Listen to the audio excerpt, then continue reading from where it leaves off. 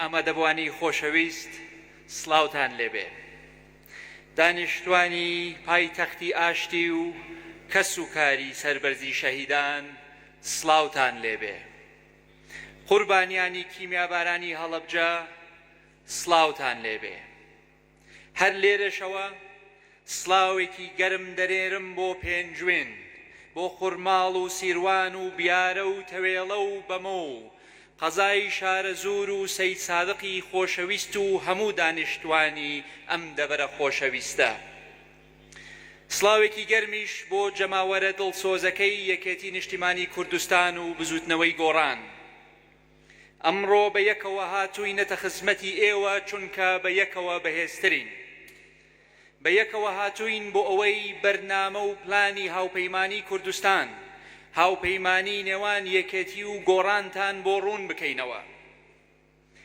ئێمە بە وردی ئاگاداری داواکاریەکانی خەڵکی ئەم دەبەرە و هەموو کێشە خزمەتگوزاریەکانی ئێرەین.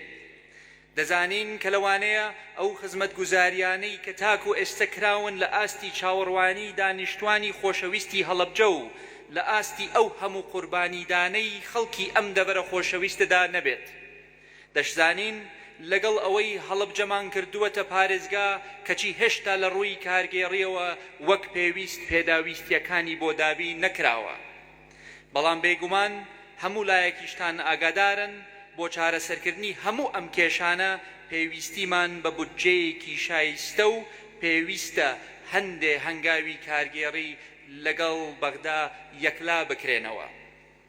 بێگومان هەمووشتان ئەو ڕاستیەش باش دەزانن کە بە درێژایی مانگەکان و ساڵەکانی ڕابردوو چۆن هەوڵمانداوە کێشەکانمان لەگەڵ بەغدا لە پێناوی بەرژەوەندی ئێوە و دابینکردنی موچەی موچەخۆرانی کوردستان چارەسەر بکەین. بە سەدان کاتژمێر لە بەغدا دانوستانمان کرد تا بتوانین بەشە بودجە و موچەی هەرێمی کوردستان دابین بکەین. بەڵێ بۆ چارەسەرکردنی ئەم کێشەیە دەرگا نەما لی نەدەین.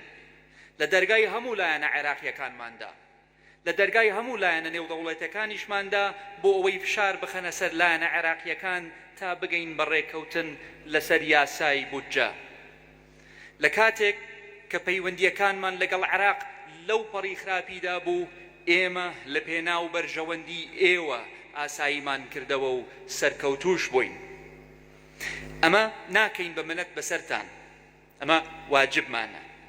بەڵێ ئێمە بەبێ هاتوو هاوار کاری خۆمان دەکرد، چونکە دەزانین کارکردن و چارەسەرکردنی کێشەکان بە هاتوو هاوار و مزایەدە ناکرێ، کەچی هەر ئەو کاتەی ئێمە لە دەرگای لایەنە عێراقیەکانمان دەدا ئەو خەڵکە مزایەدەچیەی کە ئێستا خۆیان بە خەمخۆری خەڵک دادەنێن و بۆ خۆشیرینکردن لای عێراقیەکان دەچوون لە میدیای عێراقیەکانەوە دژایەتی هەوڵەکانی ئێمەیان دەکرد و هانی لایەنە عێراقیەکان دەدەدا کە لەگەڵ ئێمەدا ڕێک نەکەون.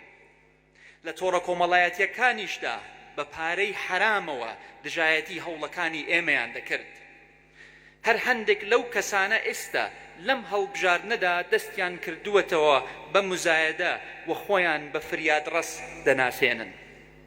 بەڕێزان، هاوڵاتیانی خۆشەویستی کوردستان، ئێمە هاتووین پێتان بڵێین کێشەکانی نێوان هەرێم و بەغدا بە سیاسەتی حەکیمانە چارەسەر دەکرێت کە ئێمەی هاوپەیمانی کوردستان وەک میراتگری سیاسەتی حەکیمانەی سەرۆک مام جەلال و بیری استراتیجی ڕەوانشاد کاک نەوشیروان بەردەوام دەبین تا ئەو کاتەی هەموو کێشەکان لە ڕێگای دانوستانەوە چارەسەر دەکرێن.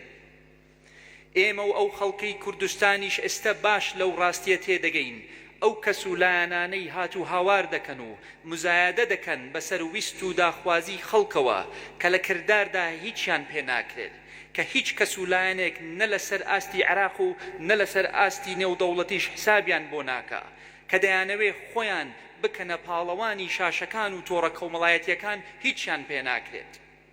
خۆشبەختانە میلەتی ئێمە زۆر لەوە ژیرترە باوەڕی بەو مزایەدانە هەبێت. سەردەمی هاتوو هاوار و مزایەدەکردن تەواو بووە، چیتر نایخوات. خەڵک ئەنجامی دەوێ نەک قسەی زل. بە پلانی تۆکمە و دیراست کرا و کێشەکان چارەسەر دەکرێن. بۆیە ئەمڕۆ هاتوین پلانە چوار خاڵیەکەی هاوپەیمانی کوردستانتان بۆ ڕوون بکەینەوە. پلانێکی ڕۆن و تۆکمە کە پشت ئەستور بە دەنگی ئێوە جێبەجێی دەکەین. پلانی یەکەممان بریتیە لە یەکڕیزی. بە پێکهێنانی هاوپەیمانی کوردستان بەشی سەرەتایی ئەم پلانەمان جێبەجێ کردووە. بە یەکڕیزیمان مافەکانمان وەردەگرین و خۆشگوزرانی بۆ کۆمەڵانی خەڵکی کوردستان بەدەست دەهێنین. پلانی دووهەممان بەدەستهێنانی بودجە و موچەی کۆمەڵانی خەڵکی کوردستانە لە پێناو باشترکردنی ژیان و گوزەرانی ئێوە. ئەمە ئەو خاڵەیە کە بەڕاستی کاری بۆ دەکەین، نەک بە مزایەدە و جنێودان و هات و هاوار. ژیانێکی خۆشگوزەران بەوە دەبێت پارەت لە گیرفاندا بێ، نەک بە دروشمبازی و سەرکێشی سیاسی بەناو کوردایەتیەوە. پلانی سێهەممان پێشکەشکردنی خزمەتگوزاری زیاتر و باشترە، چونکە تۆ و خێزانەکەتان شایستەی ئەوەن. لەڕێی ئەو بودجەیەوە کە لە بەغداوە بەدەستی دەهێنین، خزمەتگوزاریەکی باشترتان پێشکەش دەکەین. پلانی چوارهەمیشمان سەقامگیریە، بە تایبەت لە ڕووی ئابووریەوە بۆ ئەوەی بتوانین بە ئاسوودەی بژین و بازار ببوژێنینەوە و هەلیکاری زیاتر بڕەخسێنین.